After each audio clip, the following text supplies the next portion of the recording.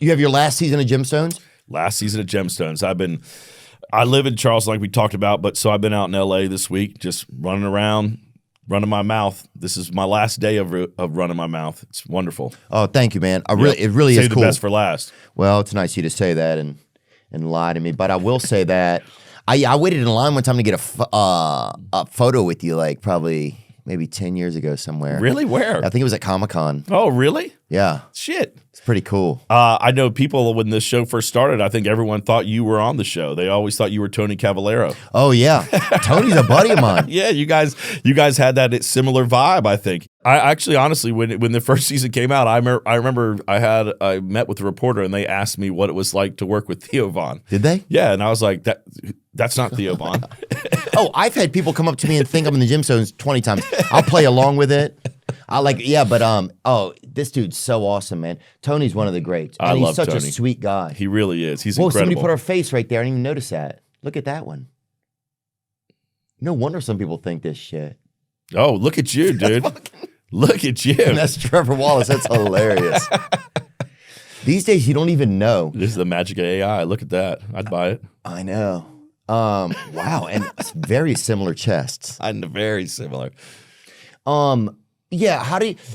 I'm just noticing how much more ripped Tony is now. Like, he was always strong, but goddamn, that dude got really strong over the last few years. Yeah, well, he just has such a Him and Devine, oftentimes when we're shooting down Charleston, those guys have the same schedule, and so every day that they're not working, they're just fucking pumping iron together. Are they? Just getting strong, spotting each other. Yeah. How do you know when a show is done like this? You know, I wasn't sure with this. I mean, I've been really lucky with HBO that they've always been real supportive of the stuff I want to do, and they're awesome partners to have in this. And man, I think it kind of just came as we started writing this season. To me, it just felt like it. I felt like when I was starting to write it, like everything I was kind of gravitating towards was like about closure and sort of wrapping up these characters like longer stories. And so I kind of kept myself open while we were shooting, like in case I got any other ideas of like maybe I'd come back and do another one. But as we kind of shot more and more, it felt like it was the end. It felt like it. Yeah. And I don't know.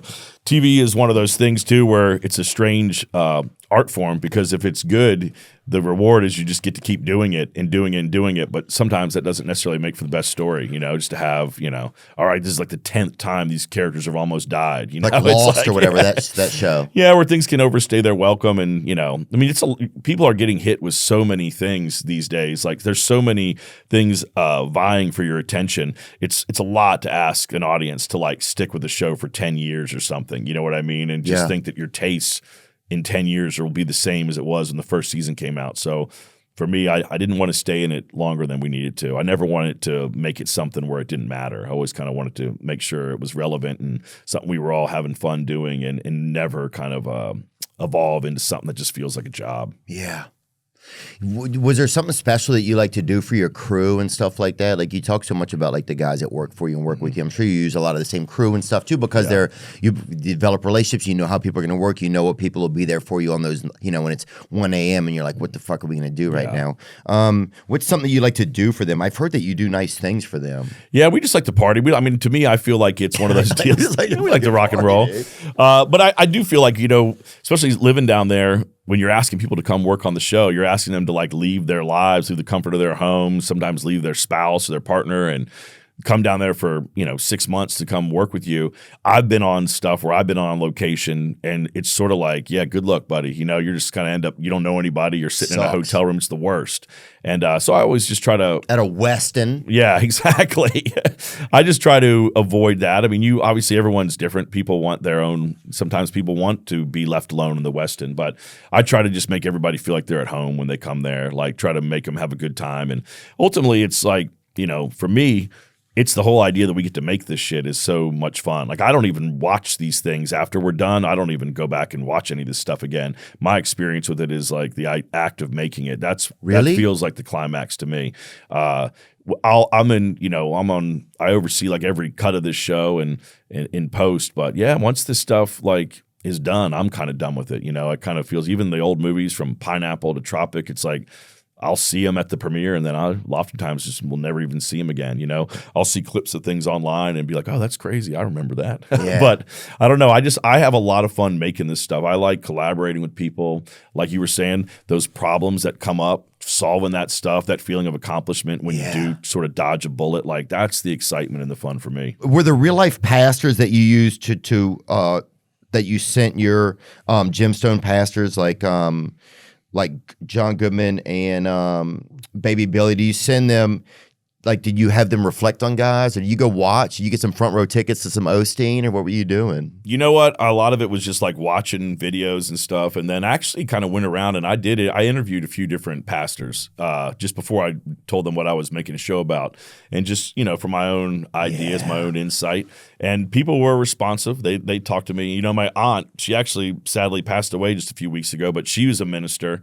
So I talked to her a lot about the church and really, what kind of church did she minister at? I feel like she was it was in Atlanta, and it wasn't a mega church, but it was one of those sort of these churches that can pop up in shopping centers and not look like your typical church. And she kind of moved into counseling after that as well. But I grew up in a household that was pretty religious. My mom was she did like puppet ministry when I was a child. She would like do the children's sermons and stuff like that. Oh, really? Yes. And do they hide behind someone to do that? Is you out front? It's like a little. We had this like PVC pipe frame with felt over it. Yeah. And then they'd hide behind there, and my mom had like boxes of these puppets, and she would drum up these little scripts, and mostly Bible characters. No, well, sometimes there would be, but sometimes they would just be these characters, and they would have to learn Bible lessons. You know, God, that's crazy, bro. So it was like characters like suddenly Paul Revere's in one of the scenes. Yes, exactly. But it was, that's so cool. I grew up with all that stuff. So yeah, that's the kind of shit we do right there. That was it. Oh, this is great, Tom. Yep. And oh my God, yeah. And the guy on the right, obviously. Yeah, he's learning stuff. He's learning about he's singing a song about sinkhole baby, and about how Jesus raised him up out of the sinkhole, made him into a little raisin. Oh, that's cool, man. Yeah, I'm trying to think if we had any puppet no, what did we have? We had a guy who was missing one finger. Puppeting's a lot of shoulder work. People don't think about that. Got to have a lot of upper body strength. Yeah. That's the French bulldog of You just stay like that. the trauma region. Yeah, you're really building those shoulders.